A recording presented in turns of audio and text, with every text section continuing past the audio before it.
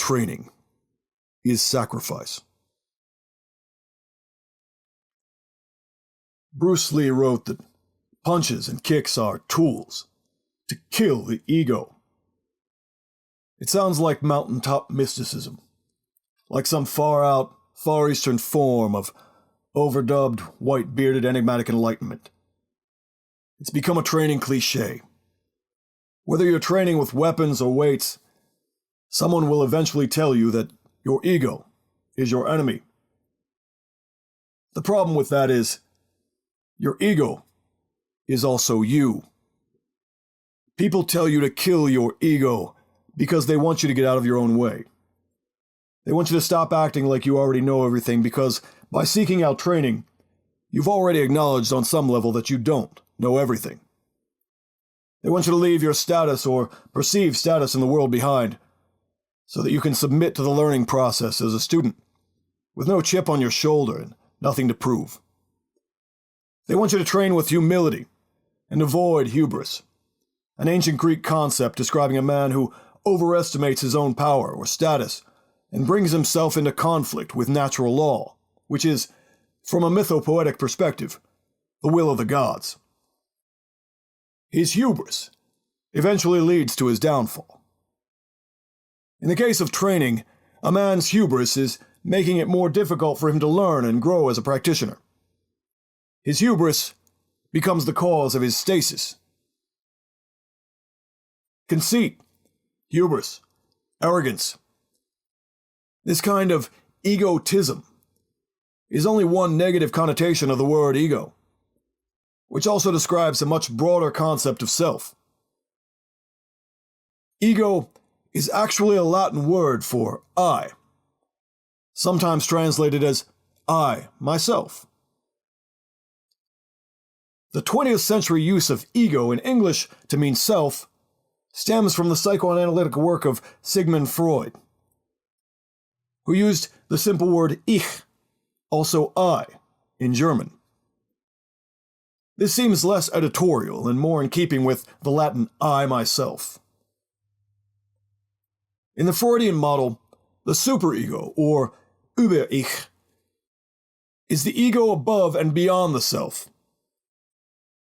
It's the part of the conscious and unconscious self that absorbs and processes collective identity, as well as the demands and the norms of the group, culture, society, tribe. If you train on purpose, if you train because you want to train, your training is driven by the ego. Voluntary training is endured in the service of the ego, with the ultimate purpose of validating the ego, increasing self-worth, and improving social status. You train because you believe that you are good enough to be better and worth improving. Or perhaps you see yourself training for the sake of others, for the group, to protect them or fulfill a role that you believe you are good enough and able to fulfill. If you train for honor, to be worthy of your peers, your ancestors, your gods, you train because you believe yourself capable of honoring them. This, too, is a product of your ego. The ego, in both the broadest and the psychoanalytic sense, describes your conscious mind. It makes up the bulk of your I, or ich. Your ego is what separates you from the dust in the wind. It's the part of your mind that is awake, sentient, self-aware. To whatever extent you are the master of your own fate and the captain of your soul, the you is your ego. It is your ego, inseparable from any knowable version of you, that perceives and processes information about the world around you, evaluates that information, and selects a direction or course of action. It is the ego that manifests will. Men train in the service of a higher version of the self, imagined and willed into existence by the ego. Training is self-creation, becoming, not self-destruction. The aspects of the ego which must be destroyed or contained in training are self-imposed scripts and limitations and habits which may impede the progress of your self-development. This is a pruning of the ego, a sacrifice of old growth to stimulate new growth. This pruning may be painful as you clip away or brush aside cherished ideas about the talents, or even perceived limitations that you believe make you special. People seem to take almost as much pride in the untested reasons and rationalizations they've dreamed up for why they can't learn in a certain way or do a certain thing, as they do in untested delusions of grandeur, especially in this slave age that prefers victims to victors. Often, their perceived limitations are like those of a boy who believes he can't swim or doesn't like swimming because he fell in a pool once and didn't know what to do. The world is also full of men who want to tell you how much they used to lift or how fast they used to run before they got old or suffered some injury that elite athletes work through all the time. Limitless potential is a fantasy, but most people set their own limits long before they come anywhere close to the top end of their potential. While some believe that they can't when they can, many others believe that they could when they probably couldn't. Millions of doughboys overestimate their ability to fight because they won an altercation in high school once, or worse, because they've watched a lot of videos of fights and think they have a pretty good idea of what they'd do. You can find them second-guessing professional fighters and quarterbacks in bars and in front of television sets all around the world. To truly become the kind of men who know they have the ability and the conditioning to do what these men merely believe that they can do, these couch captains would have to abandon their self-authored fictions about themselves. They would have to go through a process of failing and looking stupid before they even started to look like they knew what they were doing, much less became truly capable of performing as they've imagined.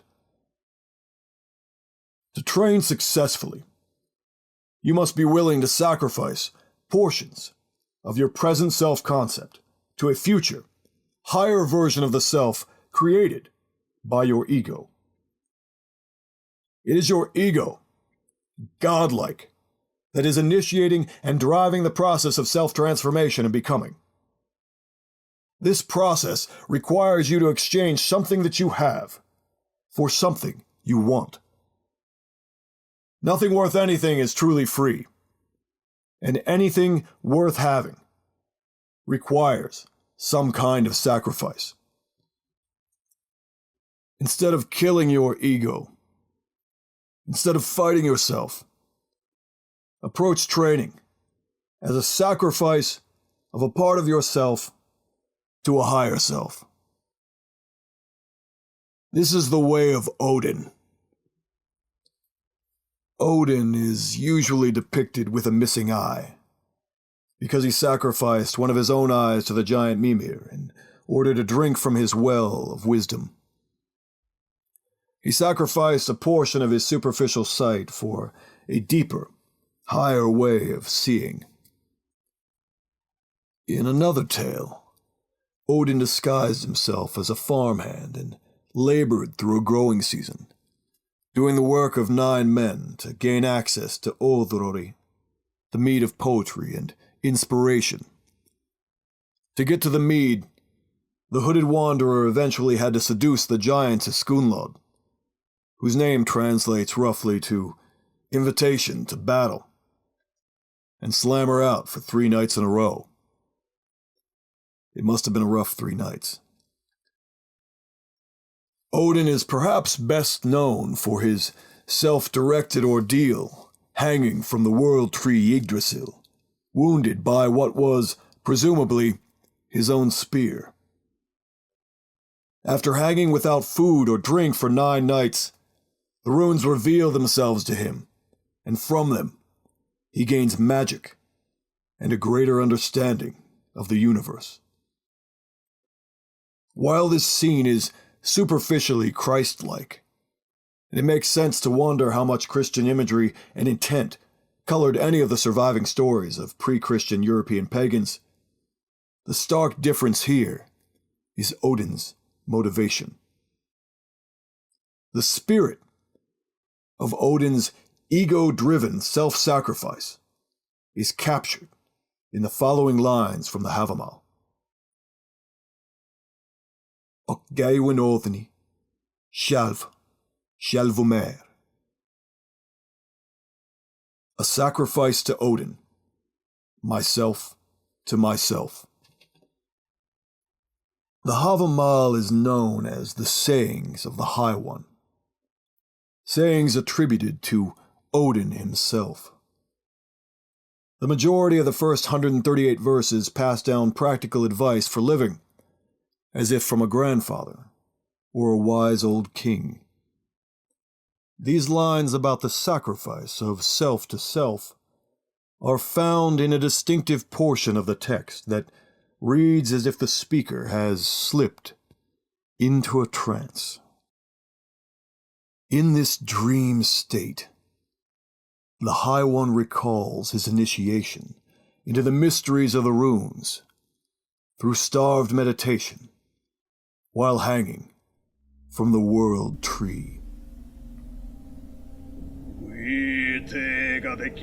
I know that I hung on a windy tree for 9 full nights, wounded with a spear, a sacrifice to Odin, myself to myself, on that tree which no man knows, from what root it runs. No one gladdened me with a loaf or a horn. I looked down. I took up the runes. Screaming, I took them. Again, I fell from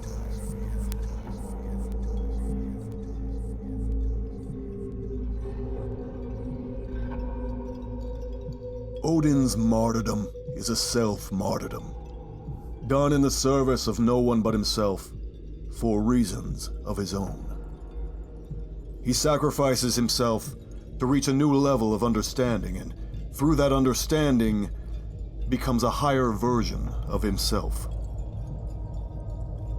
Odin acknowledges that he doesn't know everything, and instead of sitting on his throne, sipping mead and marveling at his own creation, he pushes himself out of his comfort zone and forces himself to do what he believes to be necessary to know more, to become better.